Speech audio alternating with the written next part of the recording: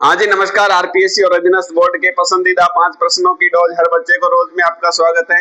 देखिए ये 5 प्रश्न वो है जो आरपीएससी अधीनस्थ बोर्ड द्वारा सबसे पहले जो पूछे गए, चाहे 2 महीने पहले पूछा हो या 1 महीना पहला कोई क्वेश्चन ऐसा होता है, फिर उस क्वेश्चन का पूरा एनालिसिस कर रहे हैं ताकि कथन और निष्कर्ष वाले क्वेश्चन अब इसीलिए दिए जा रहे हैं ना।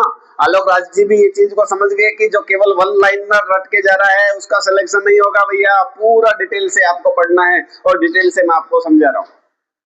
आज का जो पहला क्वेश्चन है वो साइंस का है कि 1 HP कितने किलोवाट के बराबर होता है, यानी 1 हॉर्स पावर कितने किलोवाट। हॉर्स पावर का मतलब समझ में आया क्या? HP। और ये जो कॉन्सेप्ट लिया गया ना वो सबसे पहले HP मतलब हॉर्स पावर, हॉर्स का मतलब घोड़ा और पावर मतलब शक्ति, यानी एक घोड़े के पावर के बराबर शक्ति। अपन कहता है ना ये 1 HP की मोटर है, ये 2 HP है, ये 3 HP है, इसका इंजन 5 HP का है, सुना है ना। तो 5 HP मतलब 5 हॉर्स पावर, 5 घोड़ों के बराबर ताकत रखने वाला या वाली।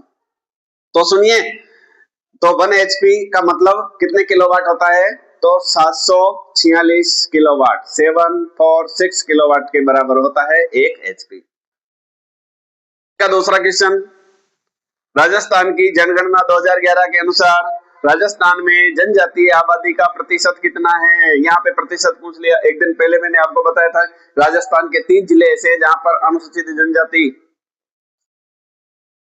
अर्थात जहां पर अनुसूचित जनजाति, अनुसूचित जाति, दोनों चीजें आपको याद रखनी है। जनजाति अगर पूछे तो वो एसटी होती है, तो अनुसूचित जनजाति 3 जिले ऐसे हैं, डूंगरपुर, बांसवाड़ा और प्रतापगढ़, जहां 50% से अधिक है, और उदयपुर भी लगभग 50 के आसपास ही है, लगभग 48% एसटी जनसंख्या है।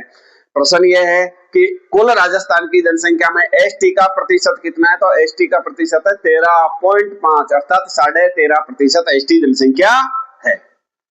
आज का तीसरा क्वेश्चन, राजस्थान में मलयगिरी या मालगिरी नामक हस्तशिल्प का संबंध किस कला से है? किस कला से है? किस हस्तकला से है? कौन सी कला है? मलयगिरी या मालगिरी के नाम से जिसको जाना जाता है।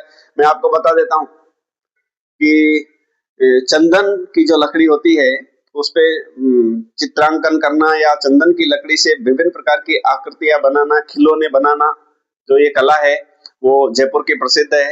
और मालचंद आपको याद रखना है, मालचंद जी, जैसे प्रतापगढ़ की थेवा कला प्रश्न पूछ लिया अभी, ये पूरा डिटेल से उसमें पूछ लिया था, तो यहाँ पर भी डिटेल से पूछेगा। अब आपको पूछेगा मलयगिरी या मिलेगिरी जो हस्तकला है उसका संबंध याद रखना। केवल जयपुर, और जयपुर में क्या किया जाता है? चंदन की लकड़ी के खिलौने बनाए जाते हैं। इसके अलावा इत्र निर्माण की कला को भी मलयगिरी या मलागिरी के नाम से जाना जाता है, और मालचंद जी इसके बहुत बड़े कलाकार है जयपुर के अंदर। हाँ जी, आज का चौथा क्वेश्चन एक प्रसिद्ध पुस्तक है और भी प्रश्न पूछा है 2 महीने पहले। गिर ऊंचा ऊंचा गड़ा पुस्तक के लेखक कौन है? गिर ऊंचा ऊंचा गड़ा के लेखक कौन है? तो मैं आपको बता देता हूँ, लक्ष्मी कुमारी चुंडावत। सुनी होगी ना आपने, हुकारो देसा दोसा, इसी की रचना है, बहुत सारी रचना है। लक्ष्मी कुमारी चुंडावत प्रतापगढ़ की रहने वाली है, बहुत महान हिंदी की कवि जिसे अपन कह सकते हैं, लक्ष्मी कुमारी चुंडावत। इन्होंने लिखा है गिर ऊंचा ऊंचा। मैं आपको बता देता हूँ, ये लोक कथाओं पर आधारित है, और इसमें एक जो है शासक यानी राजा से लेकर के एक गरीब झोंपड़ी में रहने वाले लोगों की व्यथा, उनकी सांस्कृतिक विरासत और उनके रहन सहन को दिखाया गया है। उनका पूरा का पूरा कल्चर को सुशोभित किया गया है इस पुस्तक के अंदर। ये एक कहानियों का संग्रह है, छोटी छोटी कहानियां जो पहले हमको दादी माँ सुनाया करती थी, नानी सुनाती थी, ऐसी छोटी छोटी सी कहानियां गाँवों की कहानियों से संबंधित है। बहुत अच्छी पुस्तक है, आपको भी पढ़नी चाहिए। आज का 5वां और अंतिम क्वेश्चन, राजस्थान पर्यटन इकाई नीति पहली बार कब शुरू की गई थी, कब आई थी? तो राजस्थान में पर्यटन इकाई नीति सबसे पहले 2007 में शुरू की गई थी। क्यों शुरू की गई थी बताने की जरूरत नहीं है, जानते हो। पर्यटन को बढ़ावा देने के लिए सभी प्रकार से राजस्थान में, क्योंकि पर्यटन से बहुत सारी आमदनी हमें मिलती है, तो पर्यटन को और विपुल संभावनाएं भी है।